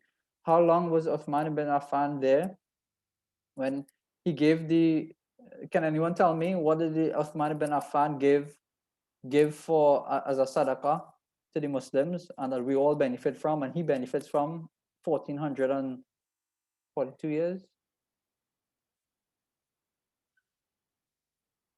Wells. So that was one thing. Uthman ibn Affan, he was a very smart Sahabi. That's why the Prophet ﷺ liked him in so many ways, right? And he would, openly go ahead and he would look for those investments to make a lot of blessings. And subhanAllah, Allah subhanahu wa ta'ala has really given him insight, and he had been given the wealth. So he would look for projects to increase his sadaqah jariyah. So he would look for different things. So there was one time where there was a garden, and that's where it's actually famous right now in Qasim, the valley in Saudi Arabia there, and he bought the garden for sadaqah. And there was another Sahabi, for his name right now, but they were buying things and they were giving it for the sake of Allah subhanahu wa ta'ala and the messenger, and for the Muslims and for the believers and so on. So what they would do, they would actually give so much that all of this property now becomes a sadaqah. So every time somebody benefits, every time a tree grows, and every time dates is given, that is given out to people. So a good example of that, and there's a whole concept that comes out of this, what you call awqaf, the awqaf concept, and that's something that we're trying to slowly build, and I'll talk about it now because we're here. We have a few minutes anyway. The waqf or the awqaf system that has been established in many of the Arab countries, that actually has ministries for awqaf, right? What they do is people who have all these properties or have wealth, they know they're going to pass away, so they put wealth in these ministry-run organizations. So basically, you have a house, or you have a entire building. You leave the building for the benefit of the Muslims. So now that building creates revenue, and it creates wealth, and it gets a return. So all of that wealth now is used for a benefit of the Muslims. So, for example, the Zamzam Tower is one of those awqaf projects. So people left, because I'll be frank, right? When a person is dying, when he knows that he's going to the afterlife, then the only concern that he should really have is his afterlife, more than he'll have concern of his children and his wife and his loved ones. He concern about himself. Imagine that now the will Allah subhanahu wa ta'ala protect us. Imagine we go in the akhirah and we don't have enough good deeds, or we have to go through some type of difficulty. But if a person sincerely takes out from whatever he loves and he gives it for the sake of Allah subhanahu wa ta'ala, and therein Allah subhanahu wa ta'ala accepts it, and in the afterlife he benefits from it continuously because he was so sincere when he was doing it, then what happens is that becomes a sadaqah jariyah for him that is very enormous and it's full of sincerity. Allah subhanahu wa ta'ala accepts it. So the point I'm making is that the Zamzam Tower, where it has like I think 8 hotels or something, that's one of the awqaf projects. So all of the wealth that comes from the Zamzam Towers, and all of the money that they make from renting out the rooms and the hotels and so on, all of the money that comes, the profit that comes from it goes back into the maintenance of the Haramain, the Kaaba, the Haram in Mecca and the Haram in Medina. So the Prophet's mosque and so on, so it's maintained, or because obviously everything costs money and is expenditure. So similarly, there is that option where you put it into institutions or you put it to Awqaf projects. And the Awqaf projects is continuous income generators that then bring wealth to the Muslim community. So it's not just that you're leaving wealth or an item because this is a normal way of sadaqah jariyah. For example, you build a well, like we were having wells project done in Ramadan, and we're still doing it as well. Somebody puts towards that well project. Now, alhamdulillah, that wells project will continuously benefit people. And as long as the well is there, you will get the blessings of it. So it's like an ongoing revenue of blessings. But another way to put it is put it into a business that generates money, right? And when that generates money, for example, if you have a project like a Awqaf project that we wanted to actually, a Awqaf project, for example, of a house that you rent out. Now the house is there and you have actually made the house as a Waqf project. Now, every time the house is rented out, that money is there now. So not just that the benefit of the house is there, but now you have the money. And now that money can actually run an institute, for example, that benefits thousands of other people or gives out hundreds of other hampers or builds thousands of other wells, for example. So that's continuous wealth that is going to come from that one building. So you're able to, over 5 years, build 10 wells, for example. So it's a better investment to think about.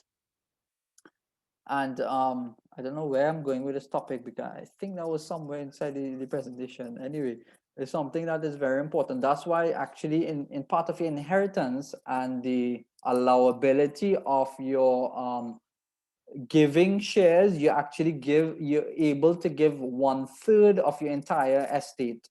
So for example, you have, just say my net worth is $1 million, for example, then you're able to give 33% of that $1 million into a complete charity, or to this Awqaf project that I'm talking about, or towards a family member who would not be inheriting, or towards a friend, for example, or you want to give it to your aunt or your uncle or somebody, your sister who wouldn't be inheriting. So people who are inheriting, and this is one of the things that we'll talk about next week anyway, people who are inheriting cannot get from this 33% because their shares are already fixed. They can get already. So they can't get twice. But for anybody else who's not supposed to inherit, like for example, you have a really good neighbor and you think that that neighbor should get from the inheritance, then say, okay, I'll give that neighbor a percentage of that 33 percentage allowance that I have. So that's one of the options that can be actually written in the will as well. And probably this last point, dictating the final outcome of life, that is something that you have control over, and that's one of the final things. Sorry. It's one of the final things that you can do in your life that benefits you in the akhirah. So that's why this course that we're doing here and the follow-up of it that we will eventually do with you as well, I want you to see this as the final thing that you can do at the moment of your death that will be the most meaningful thing after your death.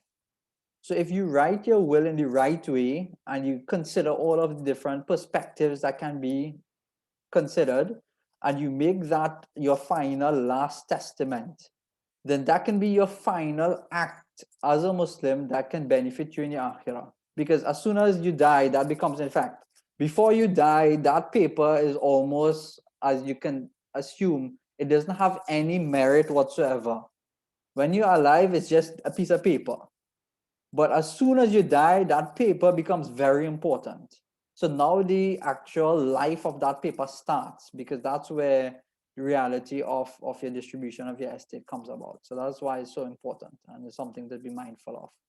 And just to mention, Islam doesn't actually require you to have such a detailed will written up. But because you're in Western countries, and if you don't do that, it won't follow the Islamic Sharia distribution, that makes it tantamount to necessary to write up your will. Because if you don't, then you're responsible for your wealth being distributed in the wrong way. And you will be answerable for that in the day of judgment. Because in Islamic countries, for example, many of them, you can die and they will just follow the laws of Islam and Sharia, because it's something that Allah subhanahu wa ta'ala has ordained. So at the time of Prophet sallallahu alaihi wasallam, the wasiyah that they would do is very, very simple wasiyah, but as soon as you die, everyone knows who has to get what, and they would go to, for example, the judge at that time, and he will give it according to the Sharia distribution and what Allah subhanahu wa ta'ala has ordained. But because we're not living in an Islamic country, we have to make sure that we write out the wills properly and put the shares accordingly. Okay, this I think is one of the last slides that we have here.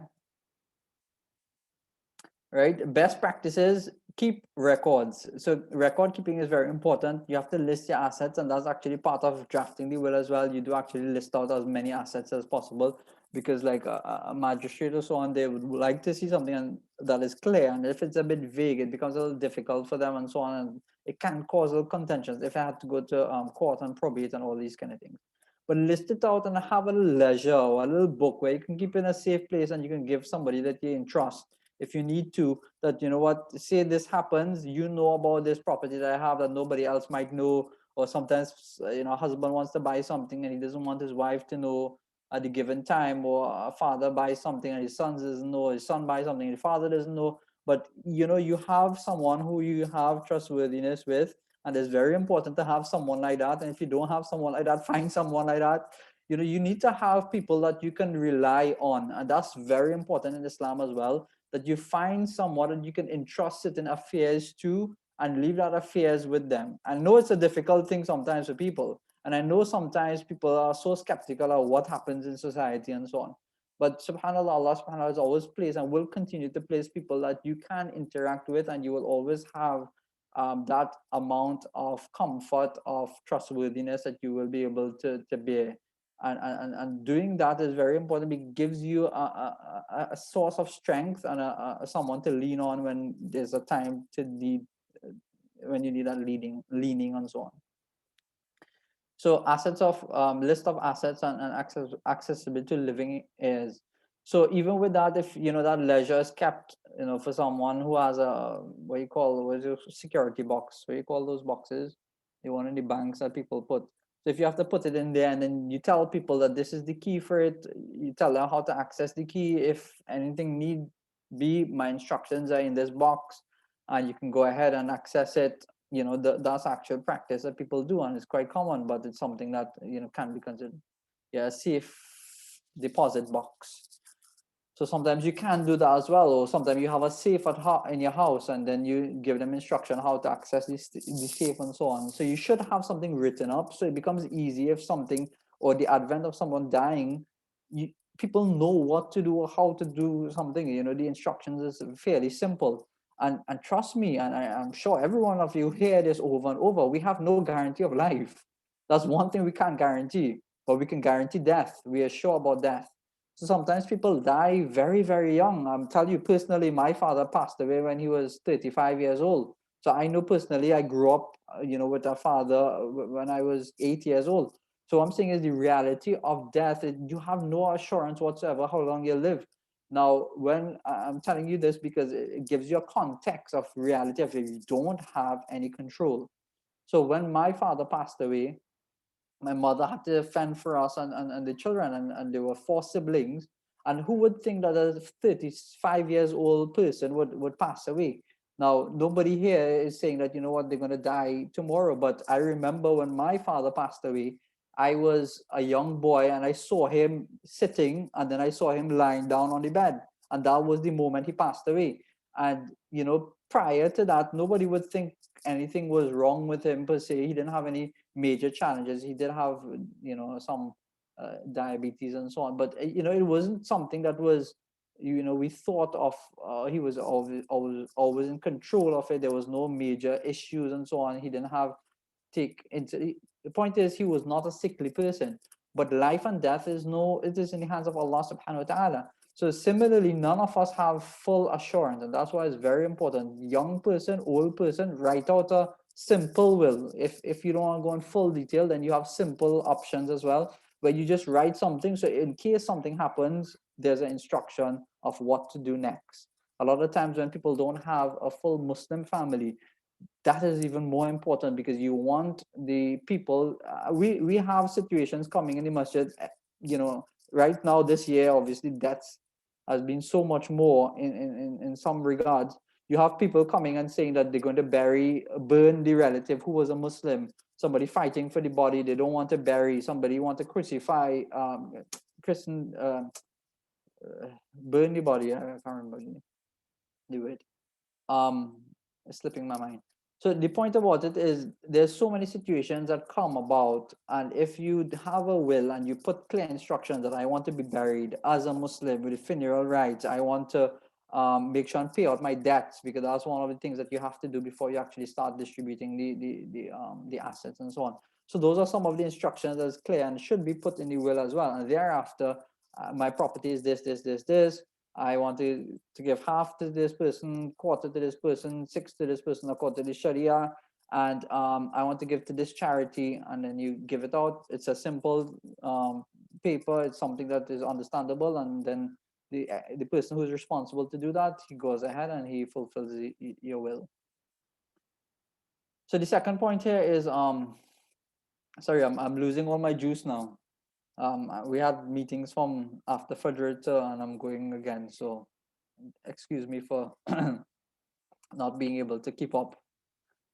Sadaqah Jariyah. So I spoke about this. Consider possibility of wealth benefiting in all ways in the future, and you should never deprive your own family members as well. Once the Prophet ﷺ was asked by a Sahabi, but he said that he wanted to give his wealth in charity, and then the Prophet ﷺ said that that's too much, give less. And then he said, I wanted to give half, and he said that's too much, give less.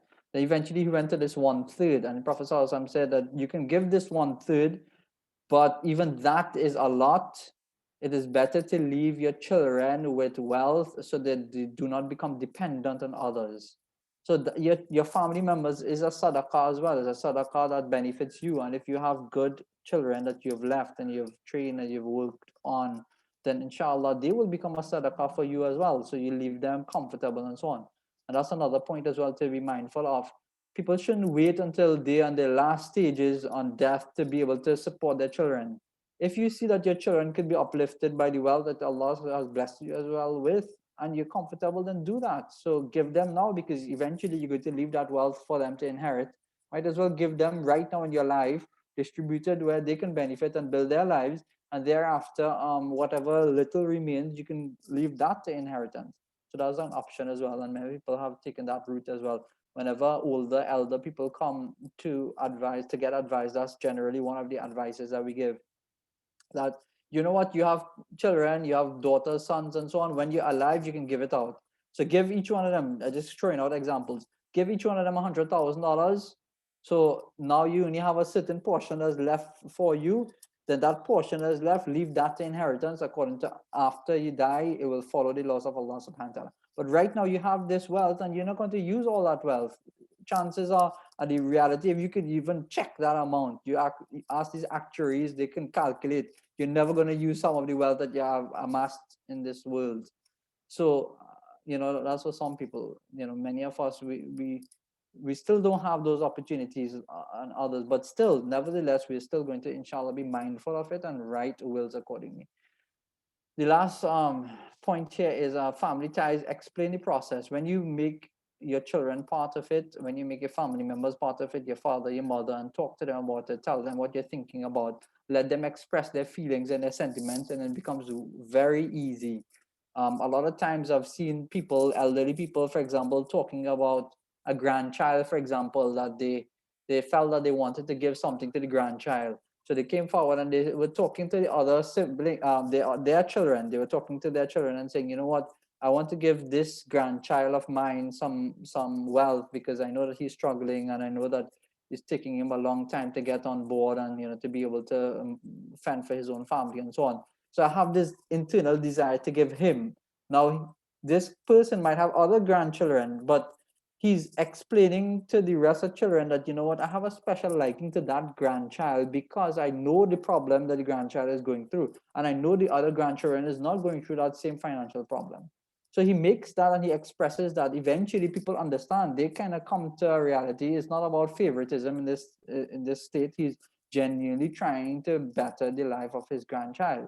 So, and he has love for the other grandchildren. So he talks to the other grandchildren and so on. And he says that, you know what, this grandchild of mine, I really want to get him something better. So when you explain that to people, and then you give the grandchild, and everybody understands why and what's the reason you're doing that, and what is the wisdom behind choosing this this way of dealing with it. And that one son or one daughter doesn't accuse that, my father didn't like me, or he didn't want to put me in charge, or he didn't think I was responsible enough. But what happens at that point, you start to realize that, you know what, this child might have a better managerial skill. So I want to put it in that child's hand. And this one is better for him to continue doing the different efforts that he has, but I don't want him to do this aspect. So when you talk to people, then people can understand why you're doing certain things and what decisions you're making. So then, although people will mightn't like it, they will learn to accept it because it's something that you would have made clear the reasoning behind doing that. So I think that's the end of this session. And again, sorry for little breaks and so on. We did have somewhat of a different part of the presentation as well, a little bit on the aspects of drafting, which we'll touch on next week. But I think a lot of times it's always personalized in these kind of workshops. So I mean, reality is we can't really teach everything, and nor does everything actually come into the presentation because there's so many details that we may not have been able to consider. But nevertheless, it's something that we can try to achieve. So that being said, I can open up the floor for discussion. For personalized questions, I'd rather that you send it to me directly. You email me. You can email the numbers or you can WhatsApp it. We will, inshallah, facilitate for all of that. And for those people who might want a personalized service, we can offer that as well. And we can direct you to other people who might offer it as well. And for any kind of related questions, we definitely would want to facilitate and help you, inshallah, in getting that resolved, because that's what we do this for. We try to make it as easy as possible and try to resolve and make it, a service that benefits the Muslim Ummah as much as possible. But for discussion purposes, if anybody have anything else, inshallah, they want to bring up, you can feel free to unmute yourself and go ahead. Assalamu alaikum. Can I go? So, Okay. yeah. Sharika, go Sure. ahead. Right. Sorry, I just wanted to raise 2 points that you may or may not touch at any point in time. And I'm speaking only from a Barbados perspective. Yeah. One, in Barbados, for example, even if you leave a will, if you leave your spouse less than 1/2 of the estate, that spouse has a legal right to claim more within 6 months of the probate of, within 6 months of being advised by the executors of the will. Okay, I only raise that. I'm not sure what position is in Trinidad. And I understand all the difficulties in discussion generally as it relates to what happens upon death of a Muslim, what the rest of the family could raise in terms of confusion and anything else. That's one. But two, the other thing that I think is also important in your will writing or your lists of assets and liabilities and so forth is that sometimes you may hold property in trust for somebody else. And the best example of that, for example, would be, let's say you have a joint account with one of your children, okay? Or with one of your siblings, for example. Now, the non-Islamic law will say that that property belongs to you half and half, but even that is challengeable. But Islamically, I think you do need to say really, really clearly whether that money, that property is yours or not, because you might be on it really and truly only for convenience sake, Yes. And that is a discussion that you even need to have with the person that you're joint with, because it could be that the person you're joint with also thinks that, well, upon their death, everything will automatically go to you.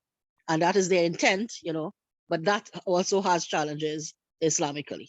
So I just wanted to raise that in terms of your assets and so forth. I make it a point. I'm an attorney in Barbados, but if we do the Islamic will, if there's anything like that, we either advise that they try to clear that up beforehand, or specifically say in the will, that if an X joint account, all funds on it belongs to whoever, but not me, because I'm holding it on trust for somebody else. Okay. Right, and that's the thing. And the third point that may or may not be a seller for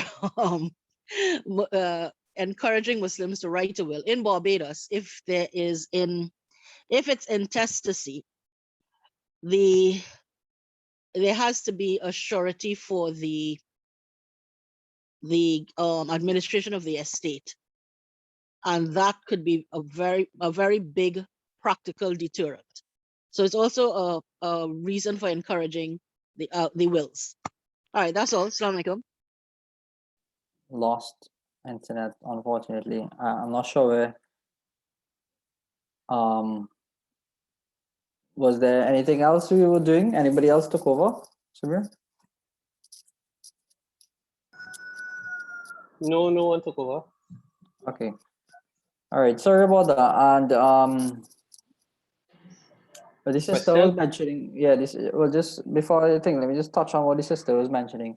So yeah, that's important to understand the legal aspect of it, and I will. And I'm not sure if it's way different from in Trinidad, but it's something that can be dealt with when you consult the lawyers and the Sharia consultants. So both of them, when it's done properly, inshallah, you'll be able to facilitate as much as possible.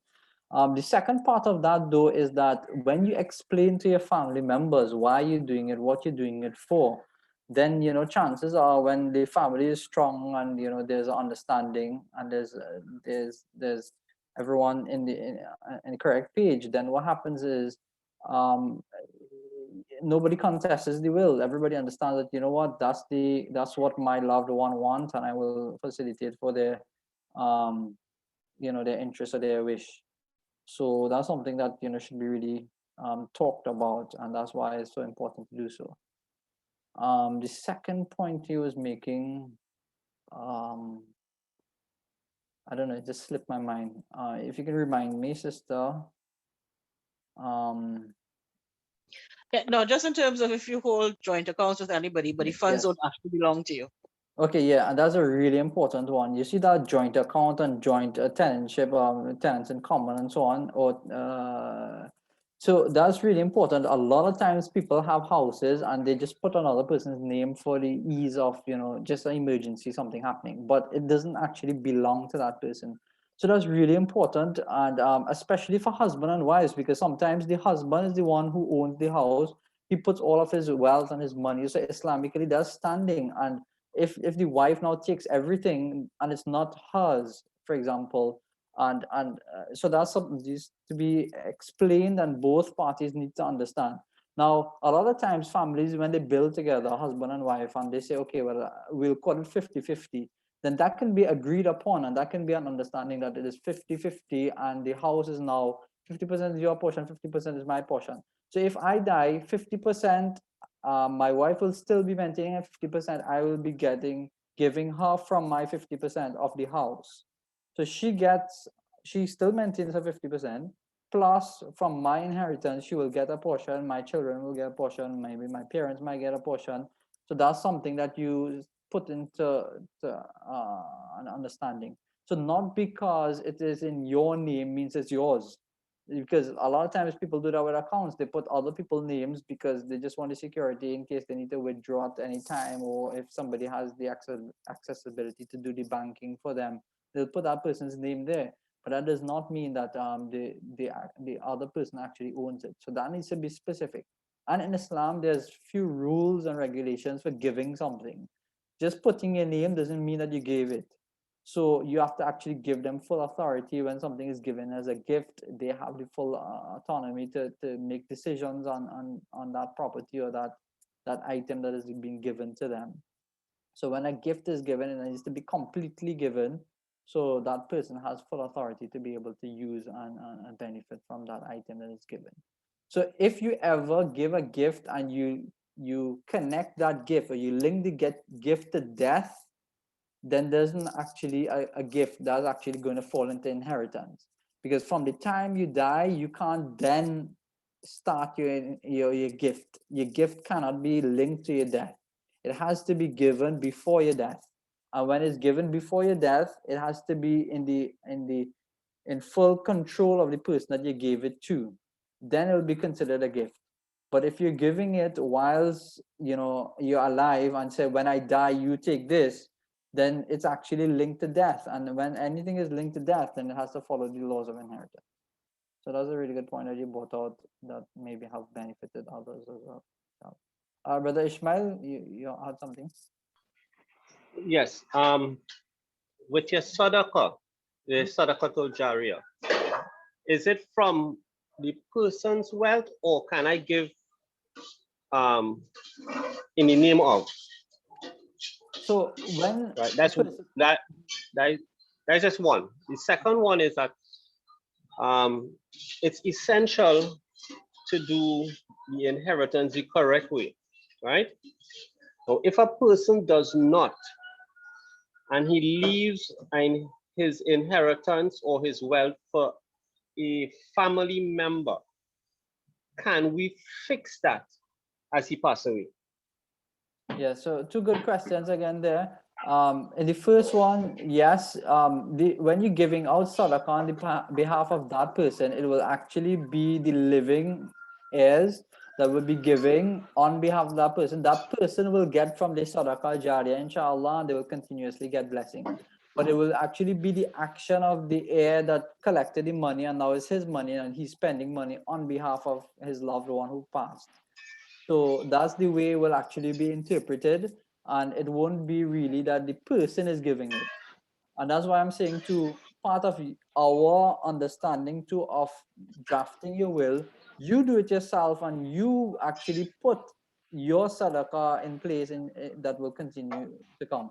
Inshallah, we'll continue to have family members that'll do that for us as well. But what I'm saying is, in our own context, write part of your will for a charity that will benefit you, inshallah. That's one thing. And the second point that you're making there, yes, that's very important as well. If a son or a daughter realizes that their parents didn't really do the full aspect of the inheritance according to the Sharia, then they will definitely and should they should definitely do that for their parents, to make sure that their parents is not going to be questioned in the hereafter, and that they won't have any punishment or anything like that. So yes, you can actually do that on behalf of your parents, and you should do that, because a lot of times parents, they didn't do the right sharing, and then you realize that, you know what, this property is not really mine alone, it's actually my brothers and my sisters and my this. Then you should do the right thing and talk to your brothers and sisters and say, you know what, daddy or mommy didn't leave it in the right name, but you're actually Islamically supposed to get from this house as well.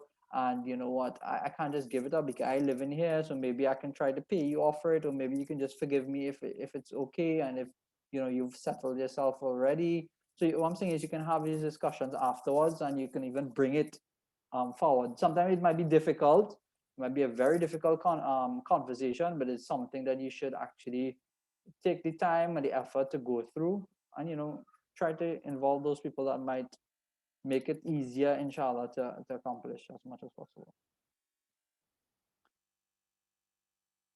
So I hope that answers as well, and that was a good question as well. Any other questions?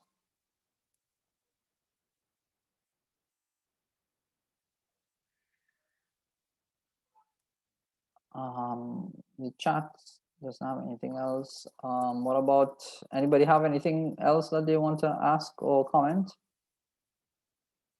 Sorry about these little breaks in the internet. I actually changed locations. I thought the internet was okay, up and running, but it wasn't connecting for some reason to my devices. So I had that big issue, and I was using my phone internet, and my phone was dropping and coming back, dropping and coming back. But nevertheless, inshallah, I'll have it sorted out by next week, and we'll continue to do so.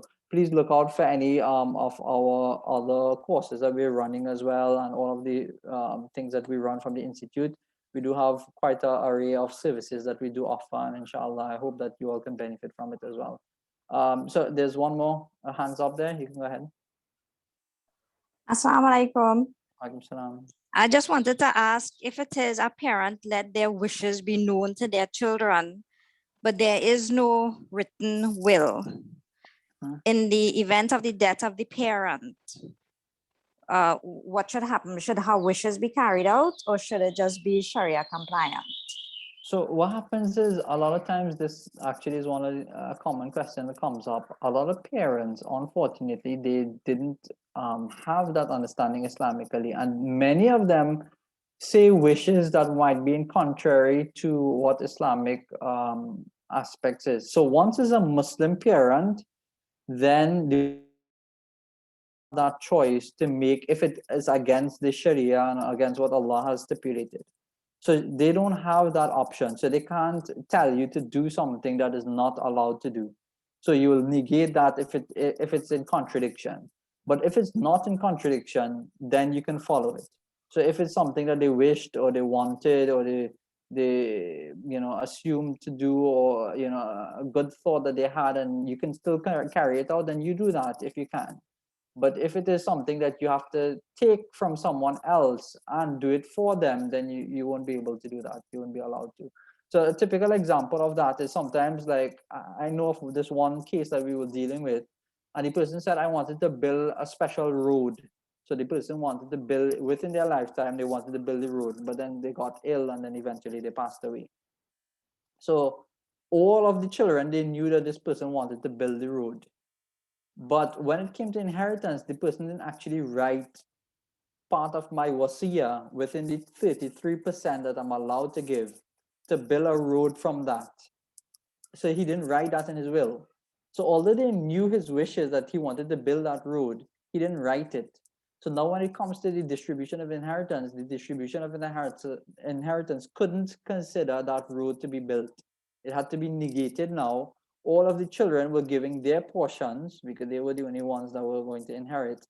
And then that remaining portion that could have gone to the road had to be their choice now, because now it's given to them, their shares have been distributed.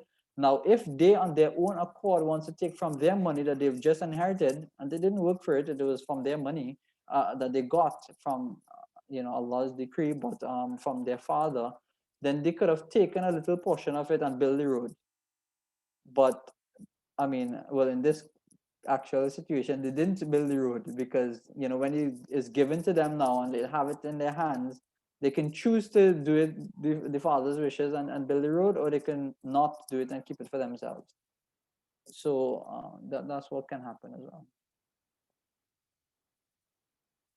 So any other questions or comments or anything else? So let me just tell you, next week is supposed to be about the shares. So we wanted to do a little bit on the distribution of what those shares actually look like, to make it as simple and easy for you to understand. We'll go through some case studies, and I want to also talk about the legal aspects of the will and some of the clauses that you should include, and the general way of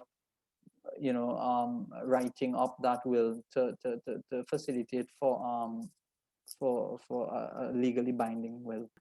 So I mean, that's something that you have to consider. So the question in the chat there is something that you should write a will for, discuss it with your husband. My husband discusses it with wife and said that this is part of our Islamic requirement as well, financial Islamic requirement, that we will have a will written up, and we will include those people who should be included. For those children who might not, then give them gifts if you have to whilst you're alive, but that doesn't mean that you actually put them in the will when somebody dies. And obviously, wills are only become relevant when a person dies. So, I mean, potentially you can set certain things in place whilst you're alive and give it to them whilst you're alive, and then facilitate. So that happens sometimes when people have non-Muslim children, and they want to give them non-Muslim children, and they know that the children is not going to inherit from them. So they give them something whilst they're alive. And similarly, I'll just give you as a scenario, sometimes a father wants to give his daughter more because he knows that she will probably get less when the father dies. So he gives her in her very life. He can do that. He has an option before he dies and before he gets his sickness of death, because sometimes people get sick and then they deteriorate until death. So at that portion, you can't do that. But once you're healthy and you're living, you can actually give out gifts earlier on. And you know, you should be equal, because you shouldn't give one child and not give the other child. You should explain it out and be fair, because that's one of the requirements Islamically, ethically, that you be fair to all children as well. So that's something to consider as well. So I want to kind of start wrapping up now. I see Brother Ishmael has one more question. Anybody else have a question? You can put up your hands so I can kind of facilitate for Yes, Brother Ishmael. sorry again. Yes, concerning my question, Mhm. concerning somebody leaving their wealth, right? If the person will leave their wealth to, right, does not want to go according to the correct Islamic inheritance, what happens there? Well, honestly, the reality is control is only what has been given to us. And although it might not be fully the context that we sometimes want, because sometimes it's really difficult, I'll be honest with you, to try and do the right thing can become an enormous mountain to climb. And if you don't have sometimes control, because you sometimes can't control what another person does, you can only control what you do. You go about all of the means and the ways that you should. For example, you try influencing. Influencing is obviously a very important thing. Influencing others to make the right decision is very important. You try to get them to understand your perspective, that is Islamic thing. You want to make sure that your Islamic religious duties are fulfilled and so on. So you explain that sometimes to non-Muslim families. It's very hard for them to understand, very hard for them to accept, especially when it comes to money. But you do that, and you put out the due diligence. You try to get people to meet them. You put out all of the effort. You explain to them. You even try to buy them out if you can, if you have that capacity, if Allah has given that capacity. So you explain to them, okay, well, let me take you know, I've given up my share. So for example, you get a bigger share now. Now I want you to do for the other people these shares. So, you know, for example, if you were to give another one your share, which would have been somewhat yours, but to facilitate for someone else to get what they would not have gotten because they are somewhat being oppressed according to the Sharia, then that can be an option as well. So I'm saying there's a few scenarios where we try tweaking as much as possible and try to get it as close as possible. Thereafter, if it's not possible, then, you know, quite frankly and honestly, it's in the hands of Allah subhanahu wa ta'ala. After making dua and turning to Allah and asking Him for ease, you know, you do all the sadaqah and so on, you do all the good deeds for your parents, but you won't be able to control it, because then you have no recourse really. Because, you know, if you can't even fight it legally, obviously that's an option if it's possible. But if you can't fight it legally as well, then, you know, you just hope for the best, inshallah, and you continue praying for the individual for not being blessed with that knowledge previous. Okay, so I think that's the end of it.